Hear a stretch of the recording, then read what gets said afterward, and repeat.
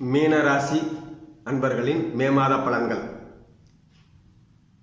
சந்திரன் 4ஆம் இடத்துல இருக்கும்போது உங்களுக்கு மாத தொடக்கம் வருது. 5ஆம் அதிபதி பூர்வ புண்ணியாதிபதி அவர் 4 சுகஸ்தானத்தில் இருக்கும்போது தொடங்கிறதுனால சுகம் மேம்படும். உங்கள் ராசியில் சுக்கிரன் உச்சம் பெற்று இருக்கிறார். 3ஆம் அதிபதி அஷ்டமாதிபதி 3ஆம் அதிபதியாக இருந்தாலும் அவர் உங்களுக்கு குருவோட இடத்துல இருக்கிறதுனால உங்களுக்கு பொருளாதார நலனை மேம்படுத்தி கொடுக்குறாரு. நல்ல தொழில் வளத்தை கொடுக்கிறார். சனி உங்களை தொட இருக்கிறார். இருந்தாலும் அந்த சனி யோக சனியாகவே உங்களுக்கு மாறப்போகிறது. அது குரு இனி வரும் காலங்களில் கிரக மாற்றங்கள் உங்களுக்கு நல்ல மாற்றங்களை கொடுக்க இருக்கிறது. 3 சூரிய புதன் உச்சம் பெற்ற சூரியனோட பாக்கியஸ்தானாதிபதி